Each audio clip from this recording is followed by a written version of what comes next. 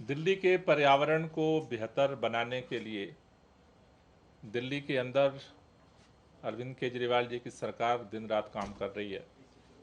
बहुत सारे कदम उठाए जा रहे हैं, लेकिन उनमें एक महत्वपूर्ण कदम है कि दिल्ली का जो ग्रीन बेल्ट है उसको कैसे बढ़ाया जाए। उसके लिए बड़े पैमाने पर वृक्षारोपण अभियान के साथ साथ दिल्ली के अंदर दिल्ली सरकार ने जो नए नए डेवलपमेंट वर्क होते हैं वहाँ पर जो पुराने पेड़ हैं उनके प्रत्यारोपण के लिए पॉलिसी बनाई थी, जिसका मकसद था कि नए उसके बदले में नए पौधे लगाने के साथ साथ, चूँकि नए पौधों को विकसित होने में समय लगता है, तो जो पुराने पेड़ हैं उनमें अधिक से अधिक पेड़ों का ट्रांसप्लांटेशन किया जाए, प्रत्यारोपण किया जाए, जिससे कि दिल्ली के ग्रीन बेल्ट को डेवलपमेंट की वजह से असर न हो। दिल्ली के अंदर अलग अलग एजेंसियों ने डेवलपमेंट वर्क के लिए फॉरेस्ट विभाग को अलग अलग एप्लीकेशंस दिए थे। दिल्ली में पिछले 2-3 सालों में लगभग 27 विभागों को ट्री ट्रांसप्लांटेशन के लिए, वृक्ष प्रत्यारोपण के लिए परमिशन जो है दी गई, जहाँ पे वो डेवलपमेंट वर्क कर सकें।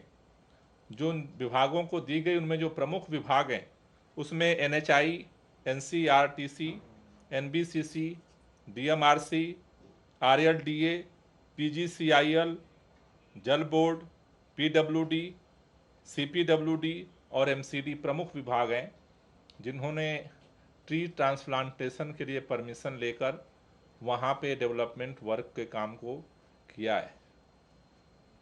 अभी आज पिछले दिनों हमने इन सभी एजेंसियों द्वारा जो वृक्ष प्रत्यारोपण किया गया उसको लेकर बैठक बुलाई थी। कई एजेंसियों ने संतोषजनक जवाब नहीं दिया था, तो उनको समय दिया गया था और आज दोबारा उन सभी विभागों के और जो हमारी इन पैनल एजेंसीज हैं उनके साथ हमने रिव्यू मीटिंग की है। उस रिव्यू मीटिंग के आधार पर अभी जो रिपोर्ट आई है उस रिपोर्ट में प्रोजेक्ट वाइज अलग अलग तरह के सर्वाइवल रेट हैं। किसी एजेंसी का सर्वाइवल रेट 30% भी है, कुछ प्रोजेक्ट के सर्वाइवल रेट 70% तक हैं। अगर एवरेज देखें टोटल तो 55% सर्वाइवल रेट अभी तक जो पौधे, जो पेड़ जो ट्रांसप्लांट किए गए उसके सर्वाइवल रेट दिख रहे हैं।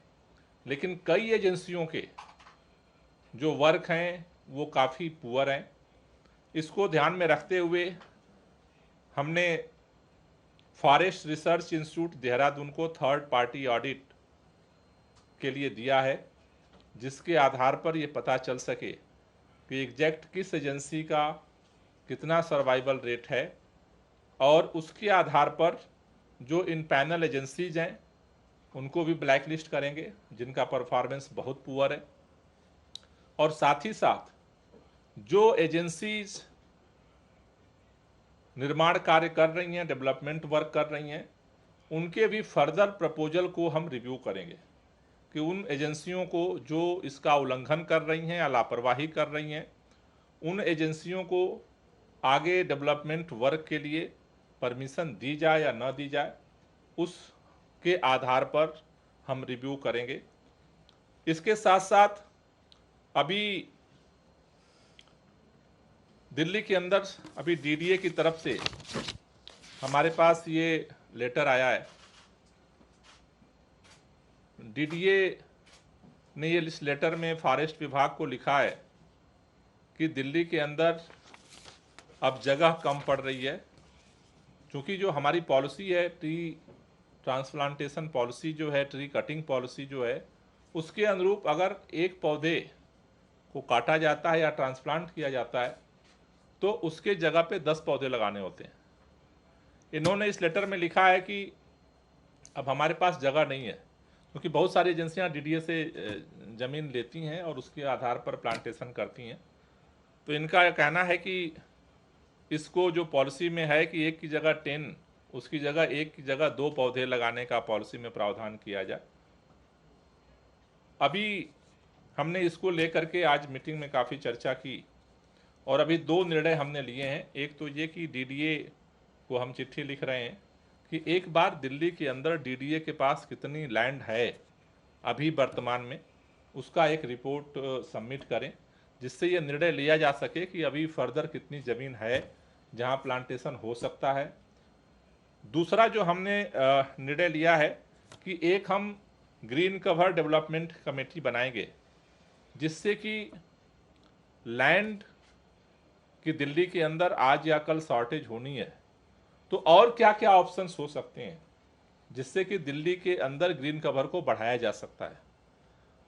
तो वर्टिकल ट्री प्लांटेशन से लेकर के छतों पे प्लांटेशन से लेकर के और भी क्या क्या हो सकता है, इसके लिए ग्रीन कवर डेवलपमेंट कमेटी को फॉर्म करने का हमने निर्णय लिया है, जिसमें 9 मेंबर ये कमेटी होगी।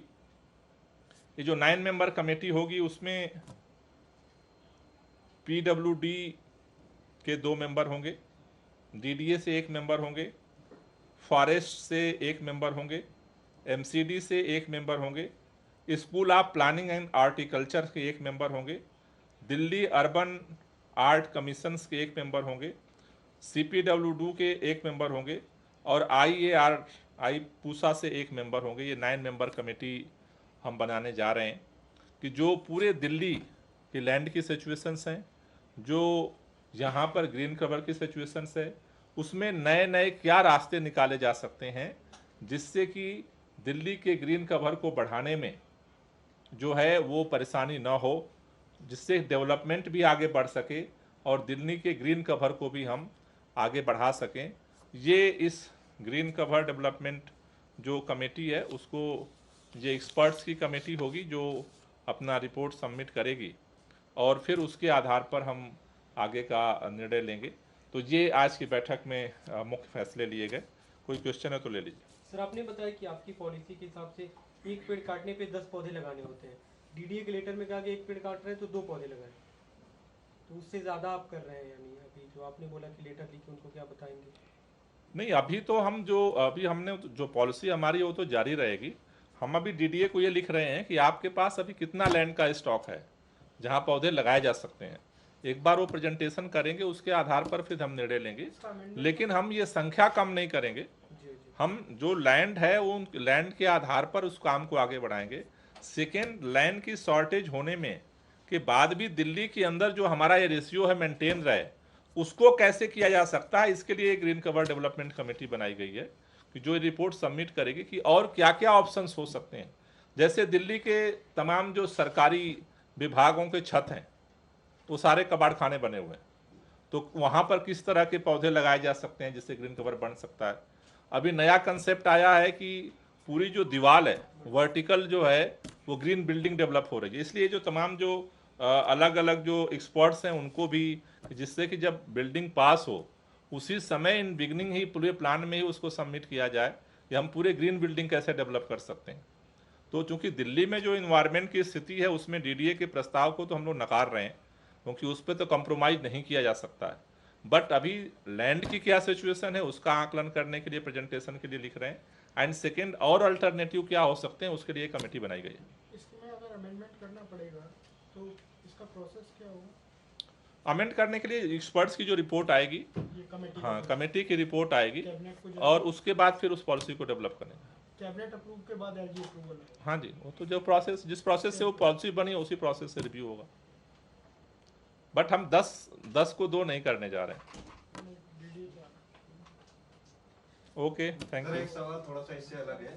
कल एक केंद्र सरकार की तरफ से आंकड़ा आया है, जो खुदरा महंगाई दर है वो पिछले 8 सालों में सबसे ऊपर पहुंच गया है, क्योंकि दिल्ली के अंदर भी तमाम चीजें महंगी हो रही है। इस आंकड़े को आप कैसे देख रहे हैं?